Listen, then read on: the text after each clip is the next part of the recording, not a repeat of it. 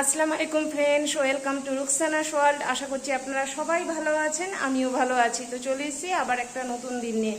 সকাল সকাল উঠে সব কাজকর্ম সেরে নিয়েছি, কিন্তু কিছুই আপনাদের সাথে আজকে শেয়ার করিনি, কারণ একদম তাড়াহুড়ো ছিল।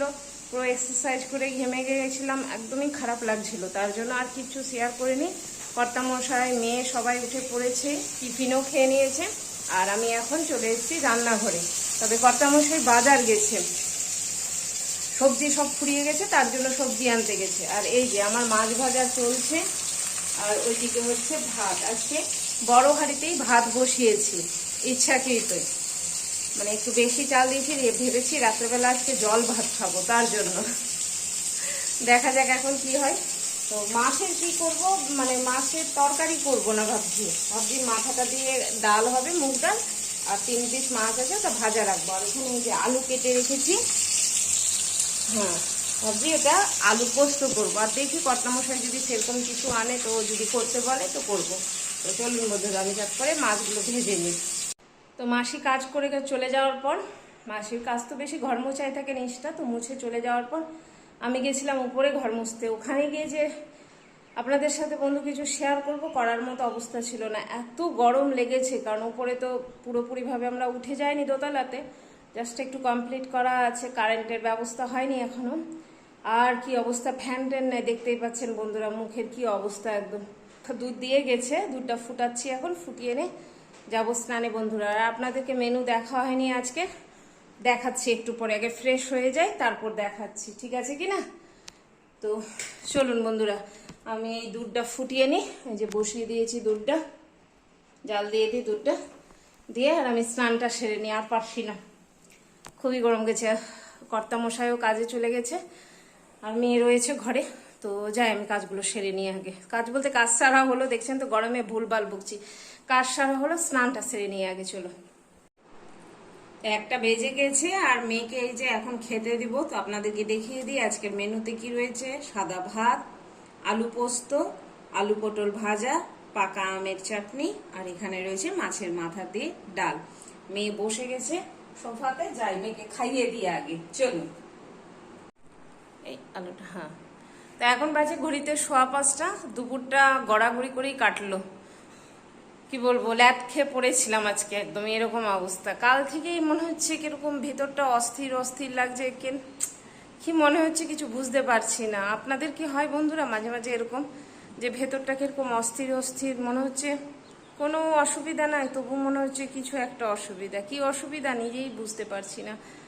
তো যাই হোক, কালকেও তেমন ভিডিও হয়নি, আর আজকেও কিছু করতে পারিনি। আজকেও গোটাটা দিন ওই রকমই কাজকর্ম করে ওই যে শুয়েছিলাম, কিছু ভালোই লাগছে না কেন যে।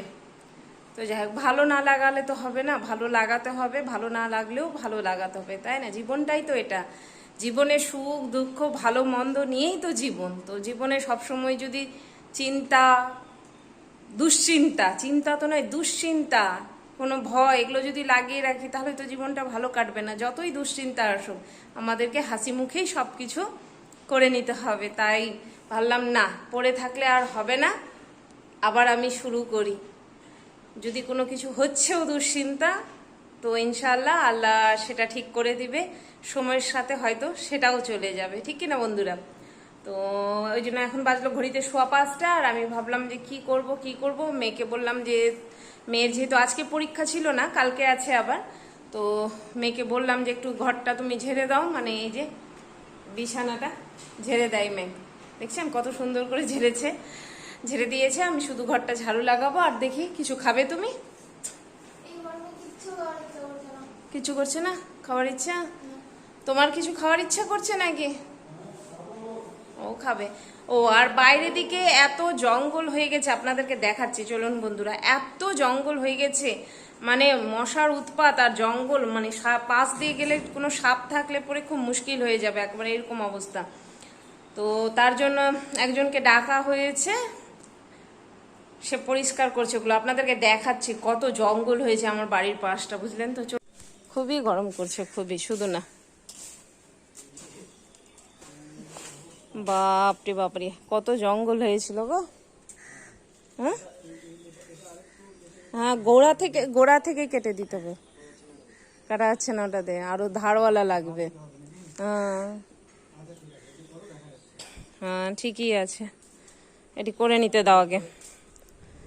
তো দেখলেন বন্ধুরা কত জঙ্গল আছে। যেমন সব তরকারিগুলো গরম করা হলো, আর এই যে জল ভরতে এসেছি, জলটা ভরে নিই। ঠান্ডা জল ভরে ঠান্ডা জল খেতে হবে, খুব গরম লাগছে। দিয়ে জল ভরে নিয়ে যাবো ঘর ঝাড় দিতে। সব হয়ে গেছে, এই যে বাসনগুলো সব মেজে রাখলাম, মজা হয়ে গেছে। এখন এটা করে, আর আজকে তো ভাত রান্নার ব্যাপার নাই, যেহেতু দিনেই বলেছিলাম যে আজকে জল ভাত খাবার ইচ্ছে হয়েছে, তাই ভাত বেশি করে করে রাখা আছে। এখন এই ঠান্ডা জলটা ঢেলে দেবো ভাতে। যদি কর্তামশাইয়ের মেয়েও খায় তাহলে সবটা ভাতেই ঢালবো, আর যদি ওরা না খায় তাহলে আমি শুধু নিজের ভাতটাতেই ঢেলে দেবো। যাই আমি তাড়াতাড়ি করে জলটা ভরে নিই, তাহলে হবে। কারেন্ট চলে গেলে খুব অসুবিধা হবে, আর এই গরম পড়েছে, কারেন্টেরও ডিস্টার্ব হচ্ছে। তো বিকেলের সব কাজকর্ম সেরে নামাজ পড়ে ঘরে ঢুকলাম। এখন একটু বসবো মেয়ের সাথে। এই যে মেয়ের চলছে পড়াশোনা, কালকে রয়েছে ম্যাথ আর সায়েন্সের এক্সাম রয়েছে। আর আজকে গোটা দিনে কোনো কাপড় চোপড় আমি ধুইনি, সব রাখা ছিল। আর আজকে তো বোধহয় 4 বার আমার কাপড় সবাই চেঞ্জ করেছে। যবার যে ঘামছে তবারই সে চেঞ্জ করছে। কর্তামশাই 2 বার গেল বাইরে, এসে নে 2 বারই চেঞ্জ। মেয়ে একবার একটু উপর দিকে গেল হাঁটাচলা করতে, এসে নে ও চেঞ্জ। আর আমি তো করতেই আছি, আমার তো গুনার ব্যাপারই নাই। যতবার ঢুকছি রান্নাঘরে ততবারই চেঞ্জ করতে হচ্ছে। এতটাই দরদর করে ঘাম পড়ছে, দাঁড়িয়ে থাকলে, ফ্যানের তলে না থাকলে দরদর করে ঘাম পড়ছে, থাকা যাচ্ছে না, এতটাই কষ্ট চলছে সত্যি। যারা বাইরে কাজ করছে আল্লাহ ওদেরকে সবুর দোক আর কি। তো যাই একটু বসি মেয়ের কাছে। আর নিয়ে এসেছি আমি একটা ORSL, খাবো এখন। একটু অসুবিধা লাগছে তো গরমে, ওই যে বলেছি আমার একটু অসুবিধা রয়েছে শারীরিক, তো সেটা প্রবলেম হয়েছে, কাল থেকে দেখছি বেড়ে গেছে। তো যাই হোক আমি ORSLটা খাই এখন, আর একটু মেয়ের কাছে বসি, তারপর রাত্রে খাওয়া দাওয়া হবে। যদিও কটা বাজলো এখন, 7টা বেজে গেছে। আমরা তো 8:30টার মধ্যেই খেয়ে নিই খাবারটা রাত্রে, যত তাড়াতাড়ি খাওয়া যায় আসলে রাত্রের খাবারটা। তো তবু বসি এখন, 8:30টার আগে আর খাচ্ছি না। তারপর পরে আপনাদের সাথে আবার কথা বলছি।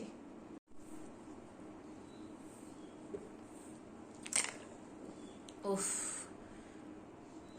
আরাম। এটা একটু ফ্রিজেও ছিল, বাইরে বের করে রাখলাম, ডাইরেক্ট খাইনি, ফ্রিজ থেকে বের করে সাথে সাথে। ওটা আবার ক্ষতি করে দিবে, সাইনাসের প্রবলেম রয়েছে, সেটাতেও ক্ষতি। তো বের করে রাখলাম, কিন্তু এখন এই যে ঘরে ঢুকে একটু রেস্ট নিয়ে যে খাচ্ছি, তো মনে হচ্ছে স্বস্তি লাগছে আমাকে। আজকে বিকালে আমরা কেউ অবশ্য কিছু খাইনি, গরমে কারও কিছু মন চাইলো না। আর আজকের আলু পোস্ত খুব ভালো লেগেছে সবার। আমি অনেক দিন আগে করেছিলাম আলু পোস্ত, আমাদের বাড়িতে সেরকম আলু পোস্ত পোস্ত দিয়ে কোনো কিছু চট করে কেউ খেতে চায় না। আজকে আমি নিজের ইচ্ছাতেই করেছি, যে দেখি বললে পরে এরা বলবে না খাবো না, তার জন্য আমি বললাম যে না করি। তো নিজে আলু পোস্তটা করেছি। এটাকে শুধু আলু পোস্ত বললে হবে না, আলু রসুন পোস্ত। এত সুন্দর টেস্ট হয়েছে, মেয়ে বলছে মা খুবই সুন্দর। কর্তামশাই তো বলছে কি দিয়ে রান্না করেছো বুঝতে পারছি না, খুব ভালো লাগছে। আমি ভালোই তো, সব তো থেকেই গেছে তরকারি। যাই হোক, তো খাই বন্ধুরা, এটা একটু স্বস্তি করে খাই, তাই না? একটু ভাল লাগবে তাহলে শরীরে। হ্যাঁ জল দিয়েই করবো, জল দিয়ে যেতে দিলে।